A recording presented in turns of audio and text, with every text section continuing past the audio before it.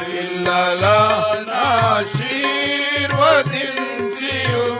బలపరచని గుమ్మముల్ పిల్లలనాశీర్వదించియు బలపరచని గుమ్మముల్ మంచి గోధుమ పంటతో నిన్ను తృప్తిగానుంచును మంచి గోధుమ పంటతో నిన్ను తృప్తిగానుంచును దేవునికి స్తోత్రము గానము చేయుటయే మంచిది దేవునికి స్తోత్రము గానము చేయుటయే